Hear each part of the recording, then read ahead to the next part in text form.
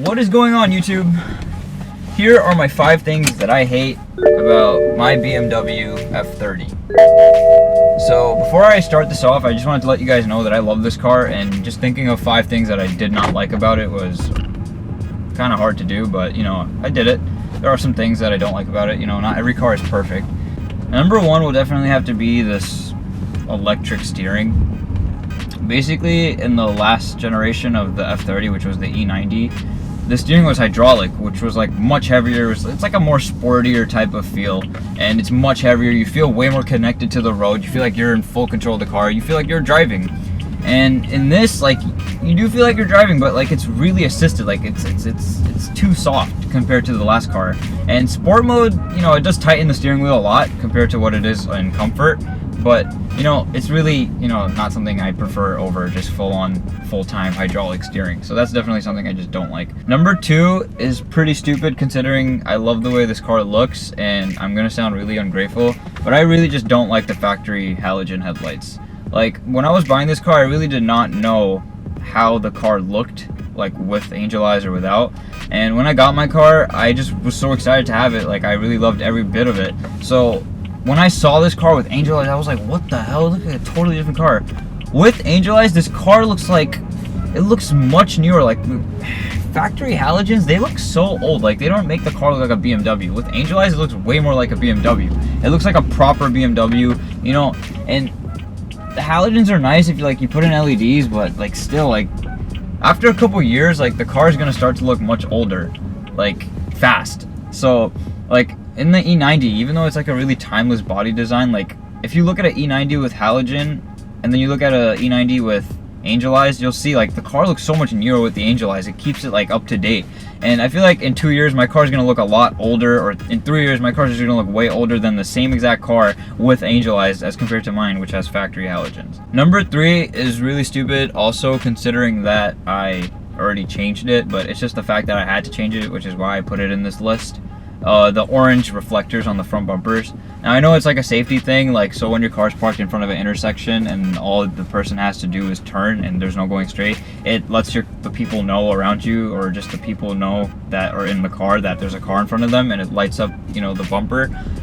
And sure, I'm sure that helps, but you know, honestly it looks so ugly considering that my car is black, and it just sticks out. It just looks so bad. Like, this is how it looks. Here's a still of how it looked.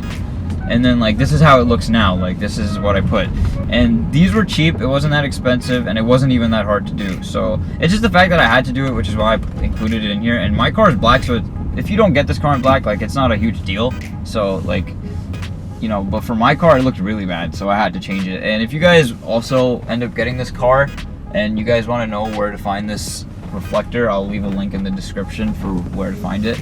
And yeah, that's number 3. Number 4 is really stupid as well. Like, all of these are fucking stupid, but this one's just the dumbest of all probably, is this handlebar on the door. Now, I know that sounds ridiculous because, like, how else do you shut the door?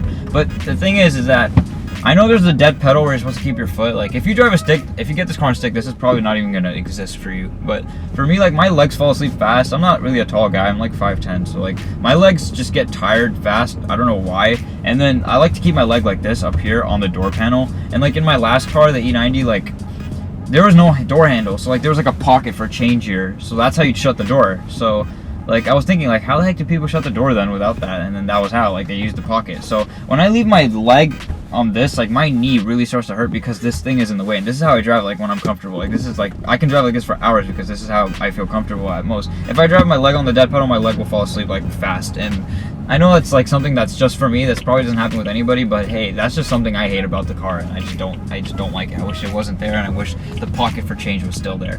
Number 5 is probably something I hate the most. So this is actually the thing I hate the most, is the ticking sound that comes from the engine. So when I was buying this car, when we looked at it and when the guy started it up, I was like, what the hell is this sound? It sounds like something's wrong with the car. And my dad said the same thing, and then the guy was like, listen, I'll let you sit in like 30, 328s like of the same year, and I promise you they'll make the same sound. If they don't, I'll let you can have this car for free. And I was like, okay, let's see. And then we went, and then it did the same sound. And then I even Googled it, and I found on like Bimmer Post and stuff that that's actually the sound that comes from the direct injection or something along those lines. And since it's a 4-cylinder, like the sound is like really loud, which is what makes it sound like a diesel. And honestly, like it's the worst sound. This car isn't very sound isolating. This car isn't very sound isolating, so you can really hear like everything that's going on. Like I don't even know if my camera's mic can pick it up, but if I like stop and you'll hear it, and it sounds really bad. Like it doesn't feel like you're like in an expensive, you don't feel like you're in a nice car, you don't feel like you're in a BMW because of that sound. And you know, it sucks, you know, like in the E90 there's not one sound, you just like, it's so quiet. Like I loved that, you know, and I really sound like I hate this car and I love the E90. Like why don't you just go get an E90? Why are you even driving this car? Like I told you, I love this car, you know.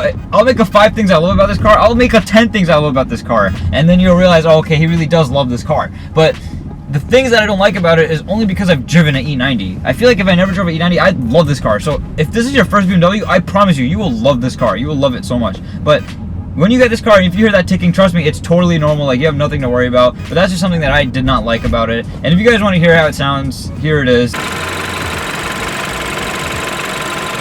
Like, that's how it sounds, you know. Like, I can't do much about that. Like, like if you want, you can maybe get a muffler delete and get a loud exhaust, and like, you know, you won't hear it anymore. But that's really it. Like, it sounds like a tractor, and a lot of people will be like, what the hell is that sound? Like, I would be like, the car's like that, and they'll just be like, okay.